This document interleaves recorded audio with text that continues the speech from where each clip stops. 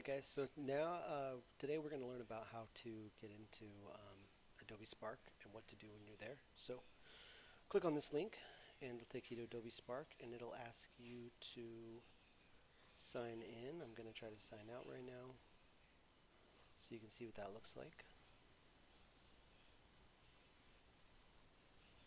Click continue with Google and it should work. And if it doesn't, let me know and I may need to add your name to the account. So I have a bunch of projects right here that I worked on. We're going to go ahead and create a new one. We're going to choose a custom size, print, and we're going to choose a poster 11 by 17 inches. Click next. And now we are going to start by choosing a color scheme. And you can choose one of these. I'm going to go with this one. And we're not going to use any templates, so don't do that. And then the next thing we're going to do is just add text. You can choose one of these or you can add your own. Let's add our own and just put your name. Done. Now there it is. Now I don't like the way it has this background color. It's bothering me. So what I'm going to do is choose a different first you can pick your own font, whatever font you want. So I'll go through them, and there's some really good looking fonts that it has here already kind of picked out for you. So you can go with something fun or something a little bit more serious, whatever you feel like fits your personality.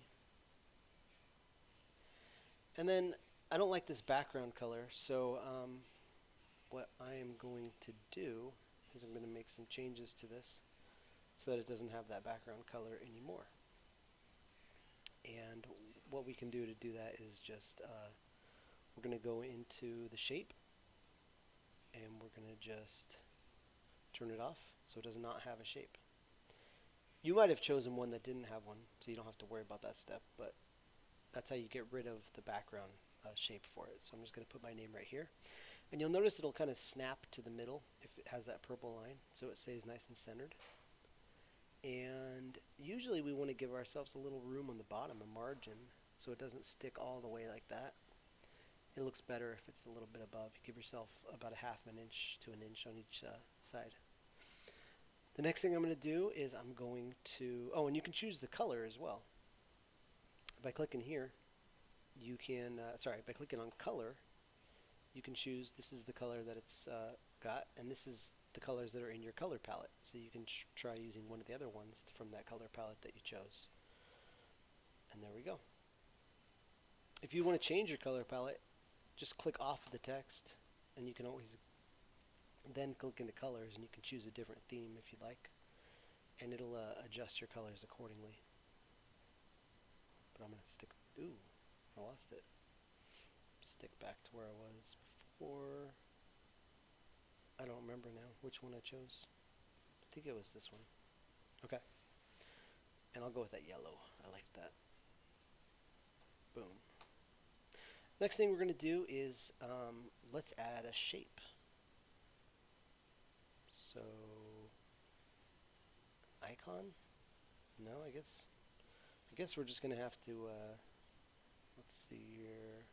I guess you could add text and just not put anything. I don't know if that's going to work. I don't know how to add in shape here. Maybe you just have to click on icon and type in square.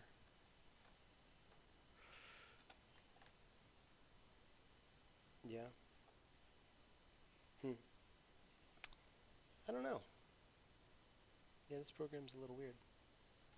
Okay, so I guess we won't be adding a shape. If you want to, you can just, I don't know, add a star or something. Oh, here we go. This is a filled in one, so that would work. So if you wanted to like make a little, shape right here for where your photos are going to go or whatever, and you can choose the color from your theme. And yeah, and you can change the opacity if you want it. Cool. Let's add some photos. Add photo. You could search for photos, find free photos, and maybe you're really into video games. So there's some video games right there. I don't know if it'll like actually let you pick a game. Probably not Fortnite. Yeah, these are copyright photos, so there's a couple, but you're not going to find a ton of selections here if you want something more specific like that. But I'll show you how you can get that as well. So I'll just pick this one and move freely. Pin to background. That's kind of cool. I'm going to undo that. I don't want to do that. So this is the undo button. Let me add it.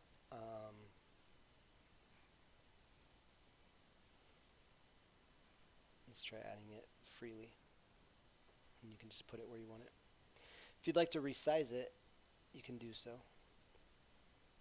And once again, just like here, I don't want to go right up to the edge. I want to give it a little bit of space. Something like that. Okay. Now let's say we want to add another photo that we find online. So I could just search for a photo. Like, let's say I'm into Fortnite. I go to Images. And I can copy it. And then, is it going to let me paste it? Control V? No, I guess it doesn't let you here. I wonder if we can use it. Yeah, I guess it's not going to let us. So what I'd have to do is save this photo. And you can put it onto your Chromebook or your Google Drive, whatever works best for you. And then I can upload it, get that right from my download folder, move it freely.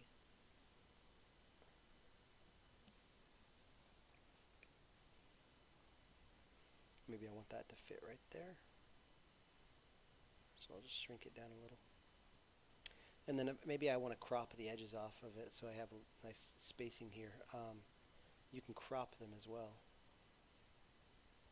Maybe I want to stick that over here more. So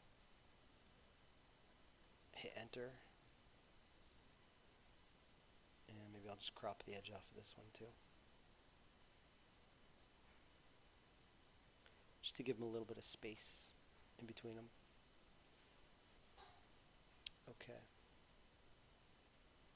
That looks nice. You can use the arrow keys to nudge them whatever direction.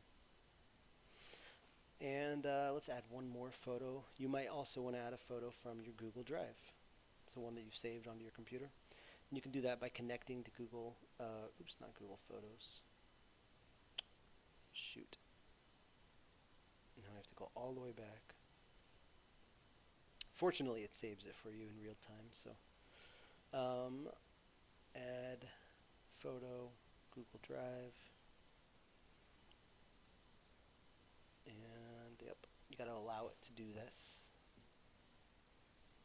So let's see if I have any photos on Google Drive. It's probably going to make me do the whole thing over again one more time.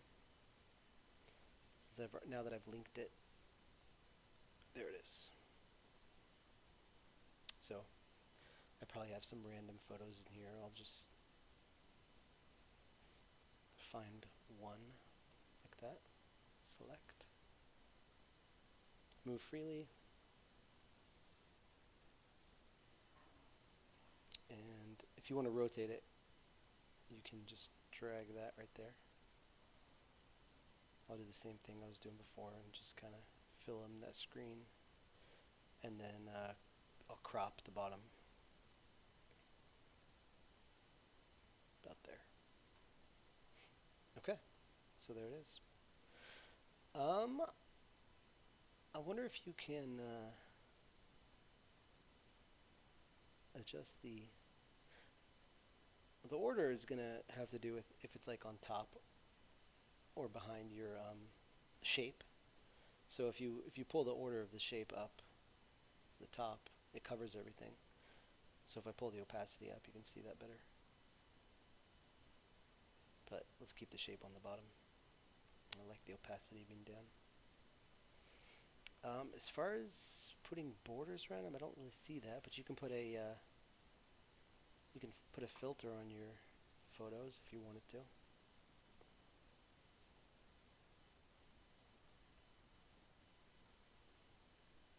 Yeah, I don't though. Cool. So there it is.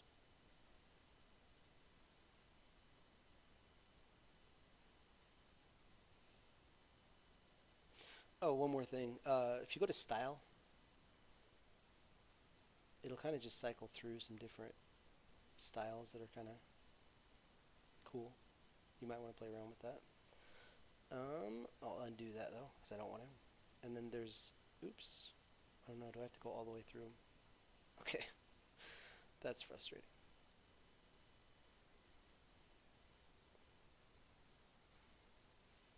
There we go. And there's also effects that you can do, like a drop shadow. And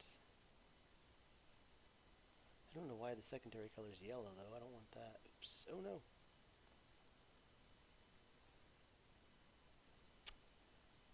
Yeah, it's not letting me pick a drop shadow color. I don't like that. Oh, there it goes. Okay, cool. Other effects, cutout, shadows and outline.